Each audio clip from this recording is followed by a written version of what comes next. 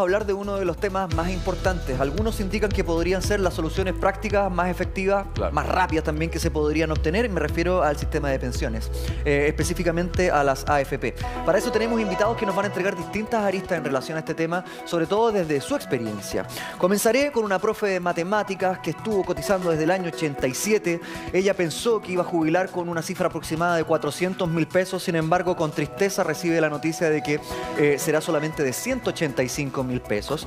A raíz de eso, se ha vuelto noticia porque ha decidido de alguna manera desafiar el sistema, establecer una demanda y hoy es conocida como la mujer que pone en jaque a la AFP. Está en tu pantalla María Angélica Ojeda. Muchas gracias, profe, por estar acá. Gracias. María Hola a todos y a todas.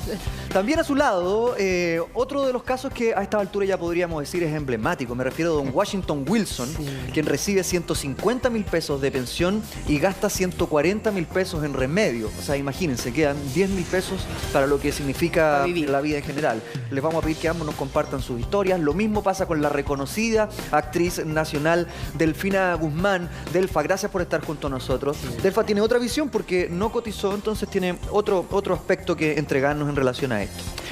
Pero vamos a conversar con usted, profe, porque usted se ha transformado en un emblema y podría ser un antes y un después en el camino de todos los ciudadanos con la AFP.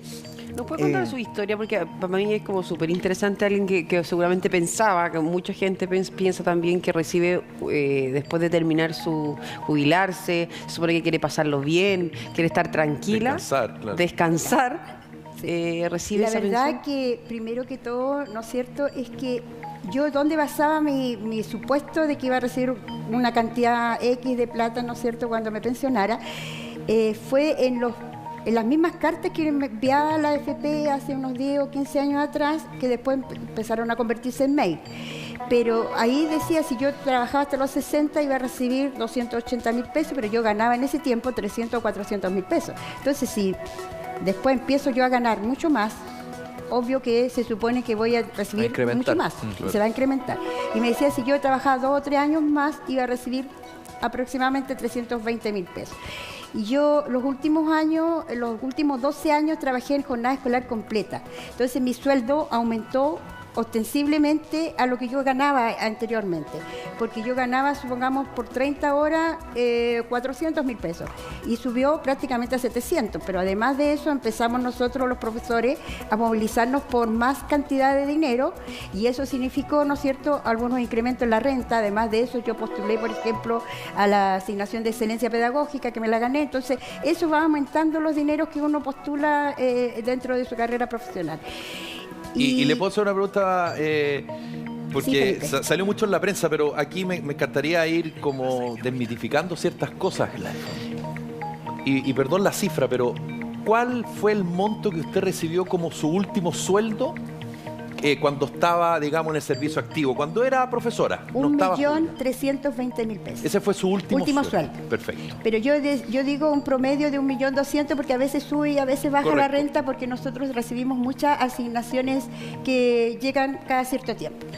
Pero 1.320.000 pesos líquido a pagar.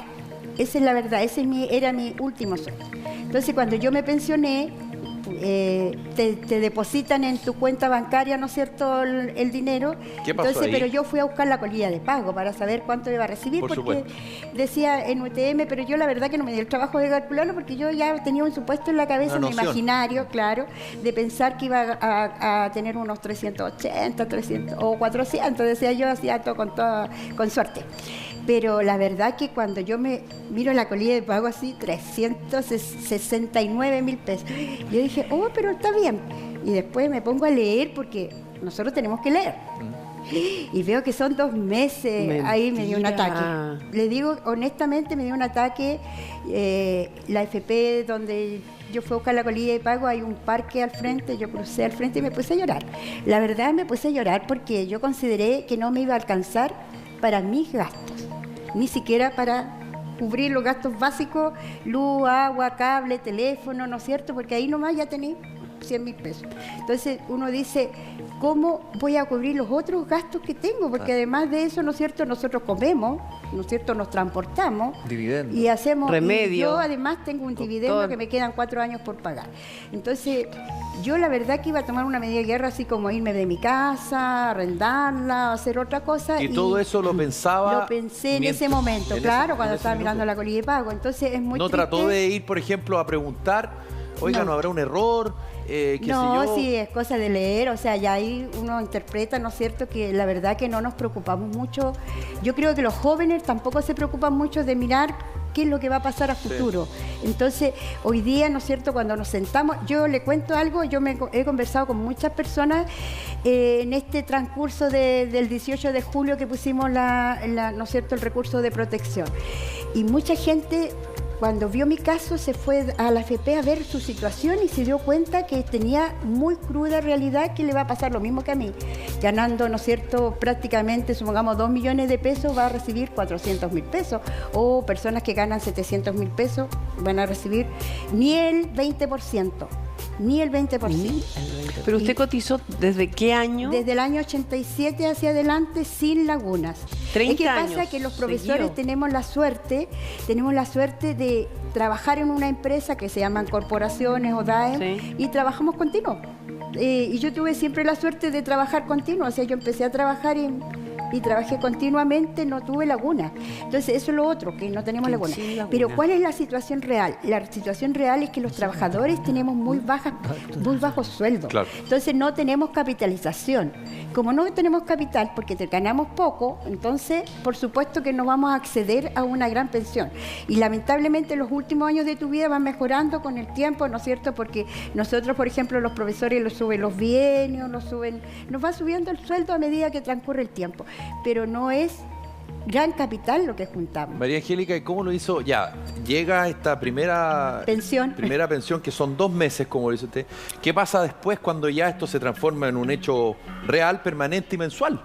¿Cómo logró de alguna forma subsistir o arreglársela? Porque a esa altura ya es arreglársela.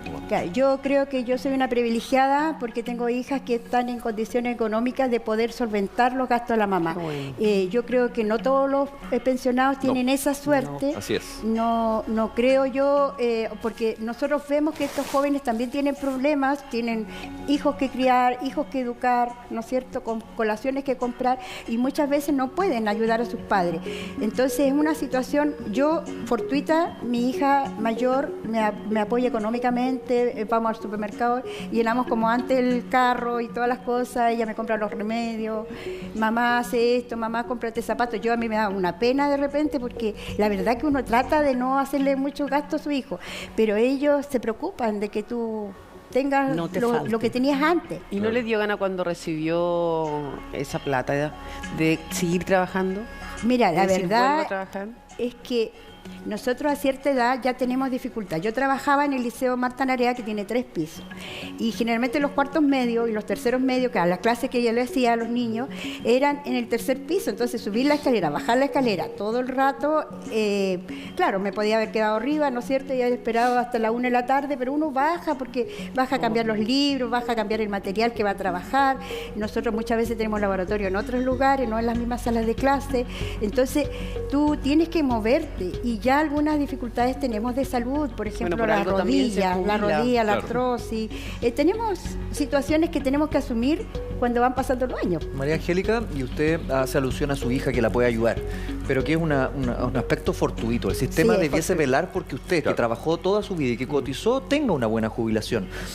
Si usted no tuviese a su hija que la puede ayudar, si usted tuviese solamente los 185.000 pesos que recibe, ¿qué hubiese pasado con usted? Yo, por lo menos, me había pensado en una medida así de arrendar la casa o dejar la casa, ¿no es cierto?, y que alguien viviera en esa casa, arrendarla y vivir en una pieza. O sea, si tú me preguntas a mí, ¿qué podría haber hecho? Yo, después de ser clase media, pasé al quintil más bajo, a la pobreza extrema, porque la verdad que no puedo cubrir mi gasto. Yo creo que ese es el papel que yo he hecho hoy día en Chile. He levantado una esperanza de que mucha gente pueda disponer de algunos recursos de sus fondos de AFP. Yo digo no todo, porque también es cierto que nosotros tenemos que velar por una seguridad social. tenemos que velar que la gente tenga para vivir más adelante. ¿Seguro? Y como usted dice, hubiera tenido que seguir trabajando, como muchas personas sobre 65 años que siguen trabajando y siguen laborando para tener, ¿no es cierto?, cómo sobrevivir en esta, porque esto es muy caro todo.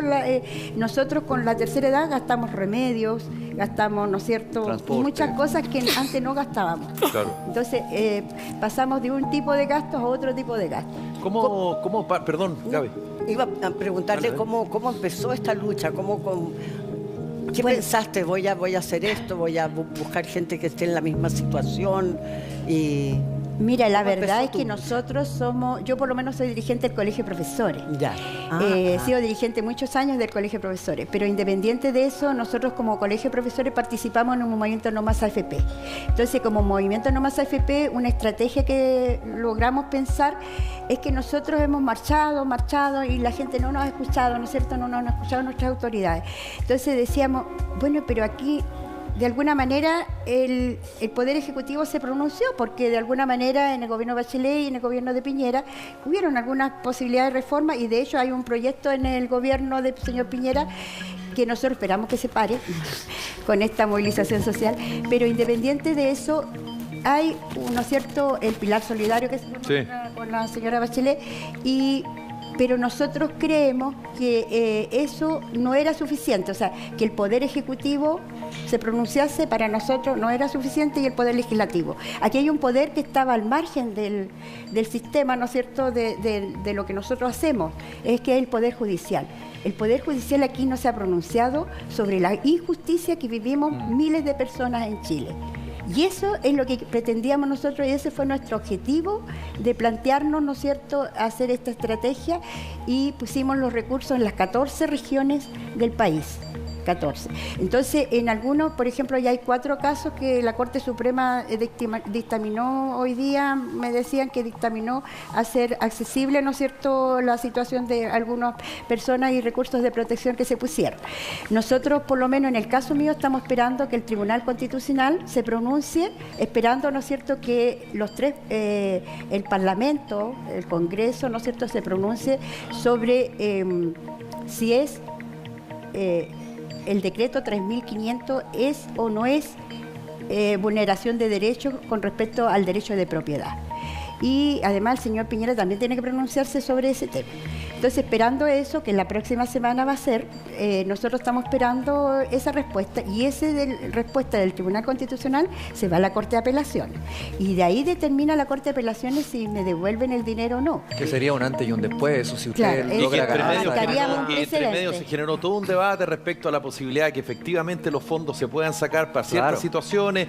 Viene la explosión social del 18 de octubre, o sea, fue lo que usted hizo fue anticiparse tal vez a una situación que finalmente explotó. Entonces, vamos a preguntarle después un poquito más detalle respecto a cómo va ese recurso y eventualmente qué es lo que pueda pasar, porque viene llegando un experto y tenemos hartas dudas que le queremos hacer y que esperamos que nos clarifique. No, si yo lo he visto clarificando en algunas partes. Ya lo vamos a presentar.